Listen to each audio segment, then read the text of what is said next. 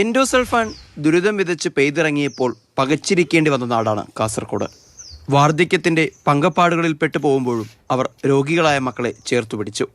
3 mile സ്വദേശിയായ രാധ 45-കാരനായ മകൻ സതീഷിനെ ചേർത്തു നിർത്തി ജീവിതത്തോട് പൊരുതി തുടങ്ങിയിട്ട് കാലമേറെയായി.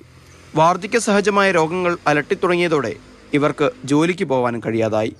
പിന്നീട് സംസ്ഥാന സർക്കാർ നൽകുന്ന സാമൂഹ്യക്ഷേമ പെൻഷനായിരുന്നു ഏക അത്താണി.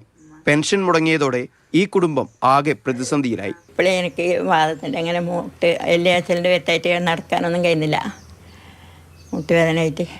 അപ്പോൾ ഇപ്പോൾ നോക്കാൻ വലിയ ബുദ്ധിമുട്ട് തന്നെ. പിന്നെ ഇവനെ നോക്കുന്നതിനെ പറ്റിയിട്ട് എല്ലാമാർക്കും കൊടുക്കുന്നുണ്ട് പറഞ്ഞു പെൻഷൻ. ഇങ്ങനെ ഇവരെ കുഞ്ഞാളെ അതിനൊന്നും എനിക്ക് കിട്ടിയില്ല. ഞാൻ കുറേ കൂട്ടം കൊടുത്തു, ഇതുവരെ കിട്ടിയില്ല. ജോലിയുമില്ല, പെൻഷനുമില്ല. എൻഡോസൾഫാൻ ദുരിതബാധിതനായ മകന് ചികിത്സാ സഹായവുമില്ല. പഞ്ചായത്ത് നടത്തുന്ന പകൽ വീടാണ് ഇവർക്കിപ്പോൾ ഏക ആശ്രയമായുള്ളത്. ലക്ഷങ്ങൾ മുടക്കി നടത്തുന്ന നവകേരള കൂട്ടായ്മകളിലേക്കും ഈ പാവങ്ങൾക്ക് ക്ഷണമില്ല. എങ്ങനെ അറിയുന്നത്? അങ്ങനെ രാവിലെ എണീറ്റ് കൂലി പണിക്ക് പോയി കഴിയുമ്പോൾ ഓനസ്നേഹ വീട്ടിലേക്ക് പറഞ്ഞേക്കണ്ട ഒരുക്കാക്കി ഇതല്ലേ ഇല്ലു, ഒന്നിനും പോലുമില്ല, വരല അറിയലുമില്ല ഒന്നും. അങ്ങനെ സാമ്പത്തിക പ്രതിസന്ധിയുടെ പേര് പറഞ്ഞ് സംസ്ഥാനത്ത് വയോജനങ്ങളുടെ പെൻഷൻ മുടങ്ങുന്നത് സർവ്വസാധാരണമായി കഴിഞ്ഞു.